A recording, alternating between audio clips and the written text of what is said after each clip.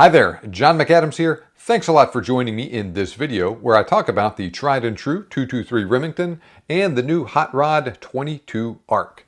So in this video, we'll discuss the overall design characteristics and performance specs of each round, then compare how they stack up next to each other.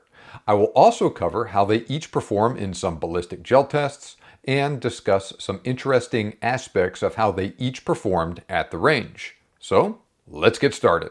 We will talk about their history and design differences briefly, then we'll talk about their performance specs and how they compare to each other.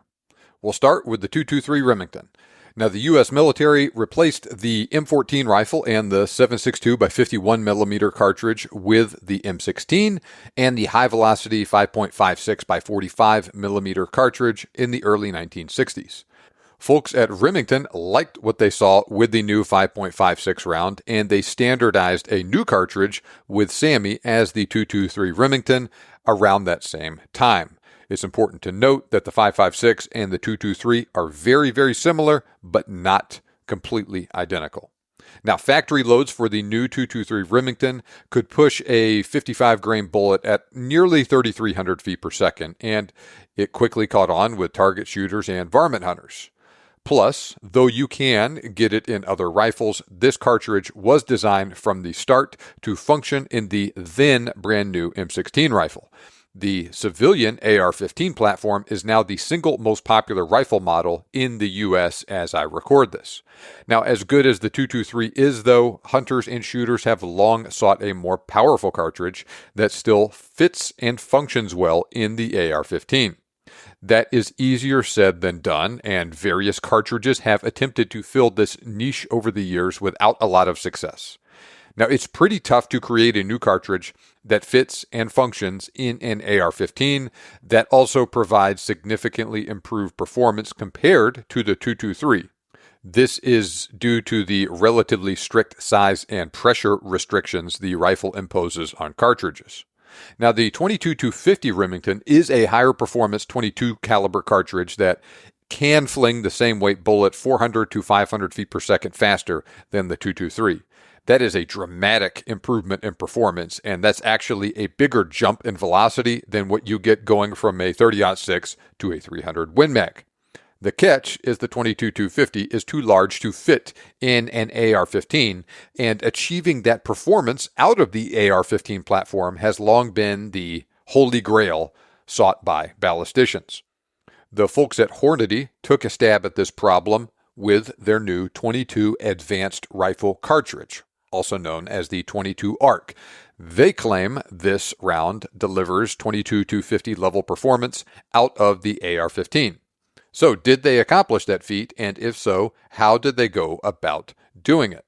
Now let's talk about what these cartridges look like and how they actually perform, and if the 22 ARC lives up to expectations. So first, the 223 and the 22 ARC have the same overall length of 2.26 inches. But designers at Hornady use the 6.5 Grindle as a parent case for the 22 ARC. Now the 6.5 Grindle uses a fatter case than the 223 Remington. And the 22 ARC has a case head diameter of 0.441 inches versus 0.378 inches for the 223. More on this in a second.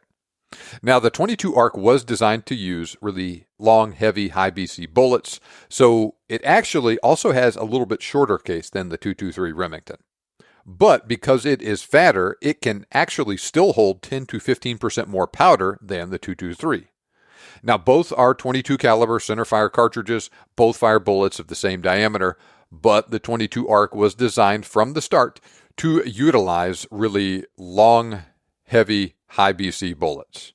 For instance, Hornady currently produces 62 grain, 70 grain, 75 grain, 80 grain, and 88 grain factory loads for the 22 ARC.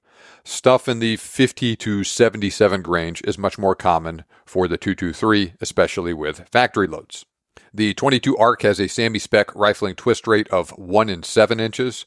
The 223 has a 1 in 12 SAAMI spec twist rate. But many rifles in 223 or 5.56, especially ARs, have faster 1 in 7, 1 in 8, or 1 in 9 twist rates. Now, head height is the amount of space available for the bullet outside the case while staying within the SAMI specifications for the cartridge. Basically, more head height facilitates the use of really long aerodynamic bullets without requiring them to be seated so deeply into the case they intrude into the powder column.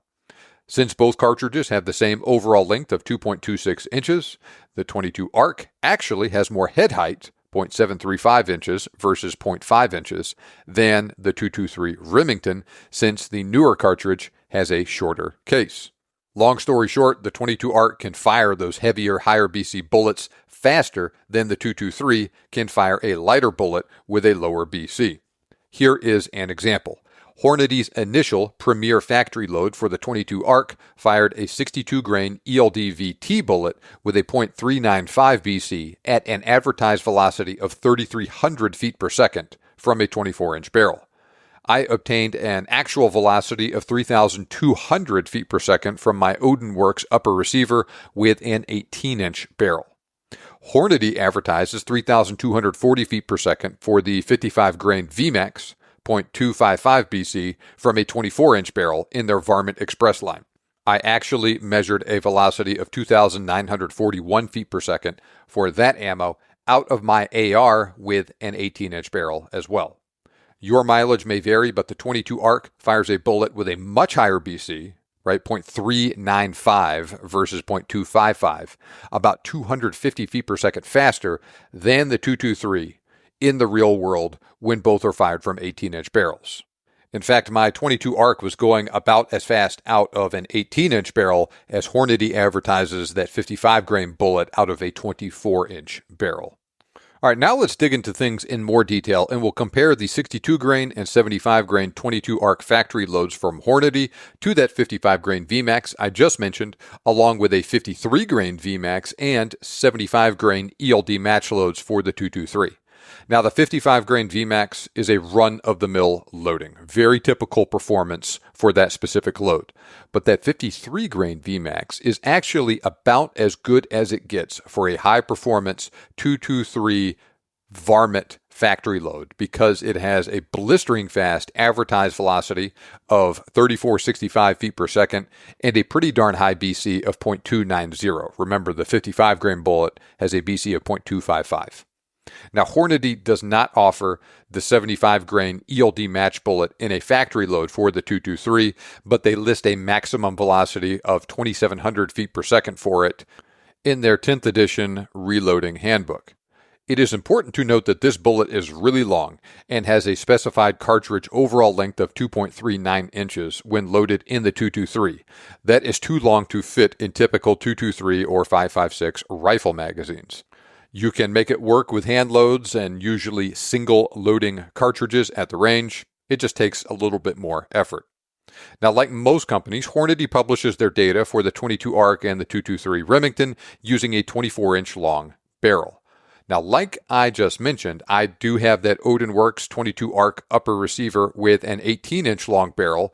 I also have a Diamondback DB15 in 223 Wild, which also has an 18-inch long barrel. So with that in mind, I will include ballistic data based on both advertised velocities as well as actual velocities with both rifle cartridges shooting those factory ammo. I'll do that for all the loads I just mentioned except the 75 grain 223 load. And I'll do that in order to give you an idea of what sort of performance you can expect from both cartridges under real-world conditions with that shorter 18-inch long barrel, which is pretty common for both cartridges. Now, I observed a drop-off in velocity of about 100 feet per second for both 22 ARC loads out of an 18-inch long barrel compared to what Hornady advertises with a 24-inch long barrel. The 223 loads actually saw an even larger drop-off of around 300 to 350 feet per second out of that 18-inch long barrel. With all that in mind, the 62 grain ELD VT has a significant advantage over all the 223 loads, even when comparing the slowest 62 grain load from an 18-inch long barrel to the fastest 223 load from a 24-inch long barrel. That was the 53 grain Superformance load. Those two loads have essentially the same muzzle energy and almost identical amounts of bullet drop downrange, but the 22 ARC has about 19% more retained kinetic energy and nearly 2 inches less wind deflection at 300 yards, and 37% more retained kinetic energy and about 6 inches less wind deflection at 500 yards. And remember, that's based on real-world velocity for the .22 ARC out of an 18-inch long barrel compared to the advertised and probably optimistic performance of the .223 out of a 24-inch long barrel.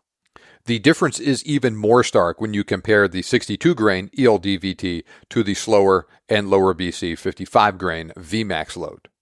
Even assuming you're getting the advertised velocity out of the .223, and like I said, it was going nearly 300 feet per second slower than advertised out of my rifle, and even assuming a loss of about 100 feet per second versus advertised performance, like I observed with the .22 ARC, the .22 ARC still has about 10% more muzzle energy, about an inch less bullet drop, and just over 4 inches less wind deflection at 300 yards, and nearly 50% more retained kinetic energy at 300 yards, about 10 inches less bullet drop and over a foot less wind deflection at 500 yards, and nearly 90% more retained energy at 500 yards. So that's a big jump up in performance going from a run-of-the-mill .223 up to the .22 ARC.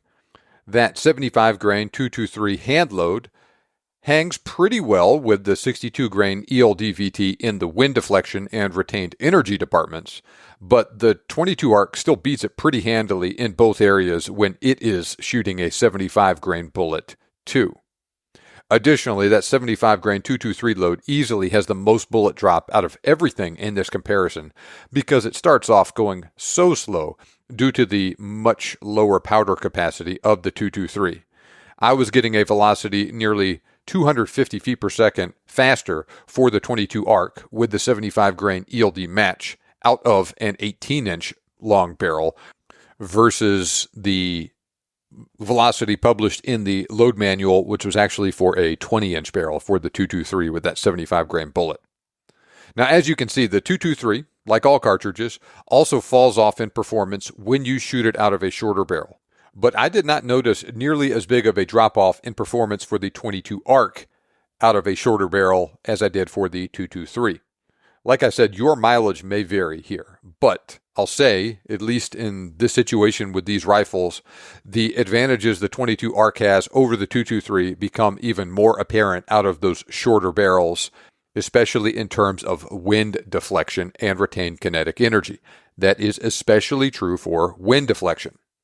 Assuming the same wind conditions, wind deflection is dependent on bullet velocity and BC. However, small changes in ballistic coefficient result in bigger changes in wind deflection than is the case with velocity. Now, the .22 ARC really shines in the wind. That's a key advantage it has when it comes to scoring hits on smaller targets as ranges increase. A 2-inch difference in the point of impact, which is about the advantage the slow 62-grain ELD-VT has over the fast 55-grain VMAX at just 200 yards, could easily be the difference between a hit and a miss on something small like a prairie dog, or between a hit to the vitals that drops a coyote in its tracks versus a hit that is not immediately lethal that allows the coyote to escape. Not only do these factors make it easier to hit a target at longer range, but the .22 ARC also simply hits harder. That can also make a big difference in minimizing wounding loss and just quickly killing animals. That was on display during a recent trip to the range where I shot my .22 ARC and .223 out to 500 yards. That was also borne out in some of the ballistic gel tests that I have done with these two rounds as well, and I'll talk more about the gel tests in a minute. Now, it was a pretty windy day at the range when I was doing the side-by-side comparison of both rounds, and I really had to work to hit targets at 400 and 500 yards, even when using that high-performance 53-grain VMAX out of my .223. In fact, I had to hold over a foot off the target into the wind just to barely hit the opposite edge of a big steel plate at 500 yards with that 53-grain VMAX. Even then, it was sometimes difficult to determine whether I hit the target or not because there was simply much less splash when that .223 bullet impacted all the way out there. Things were much different with the .22 ARC. I needed to account for much less wind deflection to hit the target, and my hits were obvious due to the significantly greater visual effects of the bullet impacting. Those little 50 to 55 grain .22 cal varmint bullets aren't very good in the wind at all.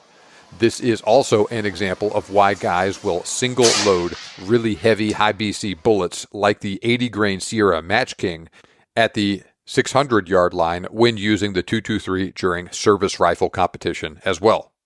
Now, shooting steel obviously is not the same as shooting an animal, but that additional retained velocity and energy downrange for the 22 ARC can result in a more devastating wound cavity that is more likely to quickly kill an animal. I have conducted some ballistic gel tests with a few different 22 ARC and 223 factory loads that further illustrate the differences between these cartridges. I'll discuss those results here in a minute. Furthermore, a hand loader making a custom load for use in a bolt-action rifle can further enhance the performance of the 22 ARC. Now, the 22 ARC has a SAMI max average pressure of 52,000 psi to make it compatible with the AR-15. Factory ammo for the 22 ARC operates within those specs. But Hornady has published higher pressure load data for the cartridge for use in bolt-action rifles. When loaded to 62,000 psi and fired from a bolt-action rifle with a 24-inch long barrel, the 22 ARC is capable of pushing that same 62 grain ELDVT at velocities in excess of 3,500 feet per second, or about 200 feet per second faster than what they advertise for the cartridge out of a 24-inch long barrel out of a gas gun with their factory ammo. That blows even that really high BC, high velocity, 53 grain VMAX load out of the water in the trajectory, kinetic energy, and especially wind deflection departments as that range increases. Now let's talk about recoil briefly. Neither one recoils very much, but the 22 ARC does have more recoil than the 223. Depending on the load, we're talking between, say, 20 and 70% more free recoil energy. Now, sure, it recoils more, but to be perfectly honest, when you're adding 70% to the 223 Remington recoil, it's starting off at such a low number anyway that recoil is still very mild, even at the upper end of what you'll get with a 22 ARC. And to be perfectly honest, both cartridges have an exceptionally mild recoil. Virtually any person should be able to handle them with ease. And that has been my experience shooting both rounds at the range side by side. All right, what about accuracy? Now, ballistic performance on paper, though not unimportant, does not mean a darn thing if you can't hit your target. John Snow wrote a fantastic article on this subject for Outdoor Life. I suggest reading it for more details. Long story short, though, companies designing new cartridges these days typically employ cartridge design principles, incorporating best practices obtained from competition and bench rest shooters to obtain the best possible accuracy. I won't go into excruciating detail here, but the 22 ARC has a design that incorporates just about all of those principles. It has a chamber geometry along the lines of Hornady's successful and highly regarded for accuracy 6.5 Creedmoor and precision rifle cartridge lines. It also has a steeper 30-degree shoulder for head spacing, a fast 1 7-inch SAMI spec twist rate, and it has a long enough case neck and ample head height to use those long, heavy, high BC bullets I keep talking about. Taken together, all of those factors result in excellent accuracy potential for the 22 ARC with factory ammo and off-the-shelf rifles, especially with long, heavy, high BC bullets.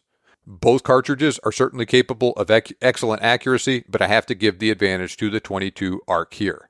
Details vary on the exact ammo, rifle, and shooter in question, and yes, there will be occasional instances of 223 rifles shooting better than 22 ARC rifles. And yes, users can work around some of those problems to a certain degree with a custom 223 Remington rifle, special magazines, hand loads designed to accommodate those higher BC bullets and fire them with a high degree of accuracy, etc., etc. Or they can just skip all that hassle and just get a 22 ARC factory rifle, which I think has probably some of the best potential for accuracy available today with factory rifles and ammo out of all widely available 22 caliber centerfires. Now, speaking of factory ammo, this is an area where the 223 has a massive advantage in terms of sheer variety, availability, and price. It is easily one of the most popular centerfire rifle cartridges in the world. And I do not foresee that changing anytime soon. everybody makes ammo for it, and that stuff is both widely available and inexpensive. On the other hand, Hornady is the only company manufacturing 22 ARC factory ammo at this instant. Now, they currently offer 5 factory loads for the cartridge, an offering in their VMatch line with the 62 grain ELDVT bullet, an offering in their Superformance line with a 70 grain CX bullet, an offering in their Black line with a 75 grain ELD match bullet, an offering in their Precision Hunter line with an 80 grain ELDX bullet, and an offering in their Match line with an 88 grain ELD match bullet. Ammo prospects for the 22 ARC will likely improve, but it will probably never catch the 223 or the 5.56 in terms of sheer availability. Now, the 223 also handily beats the 22 ARC in terms of rifle availability. Both cartridges are available in bolt-action and semi-auto rifles. Now, while very few AR-15s are actually chambered in 223 Remington, there is a massive selection of ARs in either 5.56 NATO or 223 Wild, both of which can safely shoot 223 and 5.56 ammo. This family of closely related cartridges is easily the most popular chambering for AR-15 style rifles in the world. In fact, if somebody tells you they have an AR, odds are it's either a 223 Wild or a 5.56 NATO, unless they specifically say otherwise. Now, how many different companies produce ARs in those chamberings? To paraphrase Elizabeth Barrett Browning, let me count the ways. Just about any company you can think of that makes ARs makes them in 223 Wild and or 5.56 NATO. Ruger also offers the round in their semi-auto Mini 14 rifle. The 223 is also pretty common in bolt-action rifles, and once again, almost any rifle you can think of is available in that cartridge. You can even get lever-action rifles in 223, like the Browning lever-action rifle and the Henry Long Ranger. Now let's switch gears and talk about the 22 ARC. Now, Hornady usually does a great job of getting rifle makers to pick up their new cartridges when they release them. Well, even though the cartridge is only about a year old as I record this, a bunch of companies already produce a mix of semi-auto and bolt-action 22 ARC rifles like Aero Precision, Christensen Arms, CMMG, Faxon, GA Precision, Howa, HS Precision, Kelby's, Odinworks, Proof Research, Ruger, and Seekins Precision, among other companies. There's not quite as wide of a selection of 22 ARC rifles right now as there is for the 223, but there's actually still a surprisingly good mix of rifles available at various price points. For instance, Ruger offers the cartridge in their Ruger American Generation 2 line. That's great for a lower-priced bolt-action 22 ARC. If you want something more expensive, you can get, say, the Proof Research Elevation MTR 2.0. That's a very nice rifle, but is also much more expensive. And of course, you can get the rifle in the AR-15 platform too. You can either purchase a complete 22 ARC AR-15 or buy a 22 ARC upper receiver from one of several different companies to mate with a lower receiver you already own. If you go that route, you can use regular 6.5 Grendel magazines. That's actually what I do. I have a 22 ARC complete upper receiver from Odinworks. They make uppers with either a 16.1, 18, or 21-inch long barrel. Like I said, mine's 18. I mated it with a SIG lower receiver I already had in 5.56. Well, it came with a 5.56 upper, so I just put that SIG lower receiver on my Odinworks upper, paired it with the 6.5 Grendel magazine, and it's good to go. That rifle shoots really well. Now, Odinworks is not the only company that makes AR-15s in 22 ARC. You can get one, for instance, from Faxon, Rise Armament, and CMMG, or you can build your own with components from a company like Aero Precision, and that's not a complete list, and it's also growing, it seems like, every month. Now, remember what I mentioned earlier about twist rates for these cartridges. 223 Remington rifles are available with several different twist rates. For instance, some of the older bolt-action 223 Remington rifles and current production BLR rifles often have a 1 in 12-inch twist rate in accordance with SAAMI specs. However, faster 1 in 8-inch twist rates are much more common otherwise with current production bolt-action rifles, right? Winchester XPR, Ruger American, Browning X-Bolt all use a 1 in 8-inch twist rate. The Ruger Mini 14 uses a 1 and 9 inch twist rate. Most ARs either have a 1 and 7 or 1 and 8 inch twist rate. Both of mine, 1 and 5.56, 1 and 223 Wild, have a 1 and 7 inch twist rate. On the other hand, 22 ARC rifles are almost exclusively produced with a 1 and 7 inch twist rate. Okay, so with all that said, which one is right for you? Well, are you looking for a good all-around varmint or predator hunting cartridge? Both are excellent cartridges for hunting animals like coyotes and prairie dogs. Which one is best in those situations depends. Now, the 22 ARC has a flatter trajectory, performs better in windy conditions, and it carries a lot more energy out to extended range. So it has a definite advantage on a more open country hunt. I also think it is a little bit better for use just on bigger varmints like coyotes as opposed to, say, prairie dogs. In fact, I think the 22 ARC is the almost perfect cartridge for coyote hunting. That is especially true for hunters pursuing coyotes at night with a thermal sight and or in really windy conditions. Now, obtaining an accurate range is very difficult at night, but the flat shooting and wind bucking characteristics of the round that are significantly better than the 223 really come in handy under those conditions.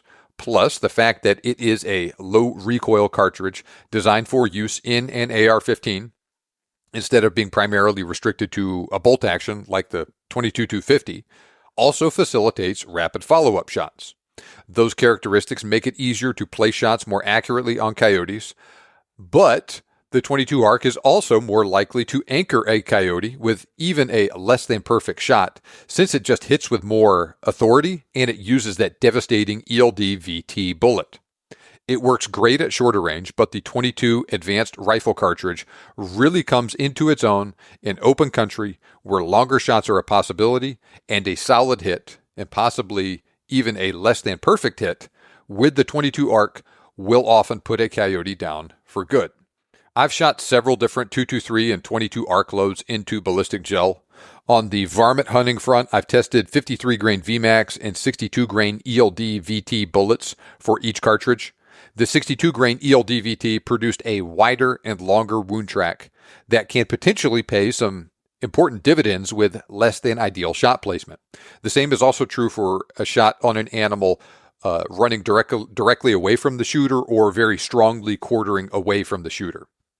Now, while a hit, say for instance from a 53 grain VMAX from a 223 will still likely cripple the animal if it does not kill it outright with that shot angle, the deeper overall penetration and longer wound cavity of the 62 grain ELD VT is more likely to cause devastating damage to the vitals of that animal and thus kill it faster. On the downside, I can certainly see the 22 ARC as being rougher on fur than the 223. So if your goal is to quickly kill a predator and minimize wounding loss, like during a coyote hunting contest, then the 22 ARC is the round for you. I would be hesitant to use it if I were trying to sell the furs of those animals afterwards. None of this is to say the 223 isn't capable of cleanly killing coyotes. On the contrary, it can be extremely effective in that role, and with the right ammunition and rifle setup, like a bolt-action rifle with a 24-inch long barrel shooting spicy hand loads or the Hornady Superformance ammo with that 53 grain VMAX, it actually still does pretty darn well at extended range. The downside of going that route is you must use a bolt-action rifle and have a rifle with a longer barrel to squeeze out that extra performance instead of a semi-auto like you can with the 22 ARC. But what if you're hunting under conditions where you're just unlikely to take a longer shot? Though the 22 ARC is more powerful at all ranges, the 223 is still a very flat shooting cartridge itself, and it does not require much holdover or much wind hold inside 300 yards. If you're hunting in thicker country and shots farther than that are uncommon, then you're really not giving up too much performance if you go with the 223 instead of the 22 ARC. Yeah, the 22 ARC is still more powerful, but I don't think it makes that much difference whether you shoot a coyote at 85 yards with a good varmint bullet out of either one. You put that bullet close to where it needs to go, and it's going to be a dead dog. Don't forget about the massive advantages the 223 Remington has in terms of ammo and rifle availability, reliability, and cost either. As the saying goes, amateurs study tactics and professionals study logistics. Well, the 223 Remington blows the 22 ARC out of the water in the logistical arena, while at the same time it is also more than good enough for use in many coyote hunting situations. So yeah, the 22 ARC is definitely better in some situations, but the question is it enough better for the situation that you are more likely to be using it in to justify the downsides associated with rifle and ammunition availability? The same is also true with the fact that just everything associated with the 22 ARC costs a little more than the 223 Remington. But what if you want a cartridge ideal for hunting big game, like feral hogs, deer? So first, beware that 22 caliber cartridges are not legal for big game hunting everywhere, but assuming they are where you're going to be hunting, there are pros and cons to each one. On one hand, there is a much bigger supply of 223 factory ammo suitable for big game hunting than is the case with the 22 ARC. Now, that cartridge also has a proven track record on big game too. I personally have never killed a bigger animal with it, but plenty of people have used the 223 on stuff like deer, hogs, and even bigger creatures with good results. Now, I have shot 64 grain PowerPoint, 55 grain CX, and 62 grain Fusion loads for the 223 into gel. The PowerPoint and Fusion loads did not penetrate that well, but I will say the 55 grain CX performed much better in that area. Now, the 22 ARC can provide improved performance in this area, but your ammo choice matters a lot.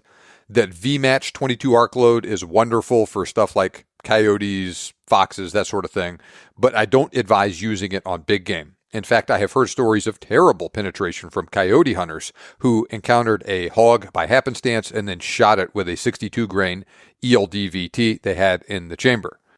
Hornady does not recommend using either ELD match bullet for big game hunting, but that doesn't necessarily mean it won't work. In fact, Tyler Friel at Outdoor Life killed a nice bull moose in Alaska with his 22 ARC using the 88 grain ELD match in 2024. Of the two match loads I've tested in gel, the 88 grain bullet did penetrate much better than the 75 grain bullet. So his results weren't exactly shocking, and he did use the bullet I would use in that role if you made me choose one of the 3 factory loads available at the time for the 22 ARC to hunt a moose with. But Hornady does make that ELDX factory load for the 22 ARC now. That load was not available at the time of Tyler's moose hunt, but it is now, and I personally think that bullet is a better choice for hunting big game than the 75 or 88 grain ELD match bullets.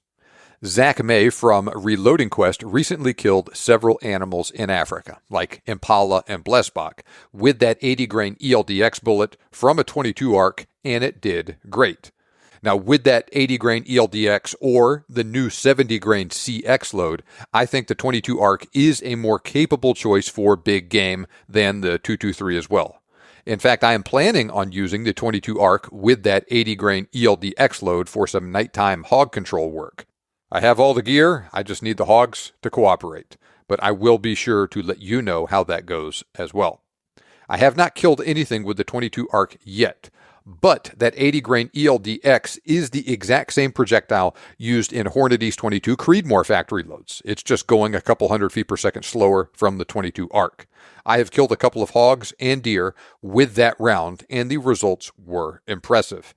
Since it's the same bullet, just going a little bit slower at the muzzle, it will perform very similar out of the 22 ARC to how the faster 22 Creedmoor will at a longer range.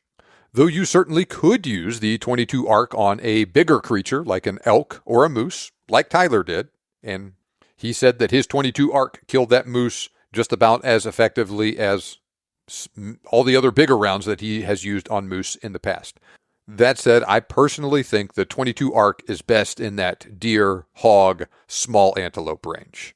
It will work great in that role with the appropriate bullets, and I would readily choose it over the 223. All right, so that is the long and short of it with the 223 and the 22 ARC. There are some significant differences between them in some respects, but both are highly capable predator and varmint cartridges that can also make the jump up to bigger game with the right ammunition, etc. I think there are definitely situations where the 22 ARC makes a lot more sense for someone to use instead of the 223, but there's also a lot of situations, like I talked about, where the 223 is still a great choice and the juice may not be worth the squeeze to use the 22 ARC over the 223 in those certain situations. So really, you just got to look at this, analyze the situation, the conditions you're going to be using it under, and make an appropriate choice. The 22 ARC is a well-designed modern round that has a lot going for it, but don't count the 223 Remington out either. I have and like both, and I will probably continue to use both going forward. Now, if you enjoyed this video, make sure you subscribe to my YouTube channel right now and hit that like button. Just click on the thumbs up button and the red subscribe button below the video to make sure you don't miss out on any of my new videos in the future. I'll also put links below the video to articles I've written about some of my favorite pieces of hunting gear like slings, ear protection, and scopes. And for more detailed information on popular hunting cartridges and what they are best suited for, click the link in the video description or go to thebiggamehuntingblog.com/ebook to get a free ebook I have written on the best hunting calibers. Now I'm going to turn it over to you. What do you think about these rounds? Have you hunted with either one? What game have you successfully taken with them, and what ammo and rifle did you use in each case? Let me know by leaving a comment on this video right now. Thanks for watching, have a great day, and good hunting.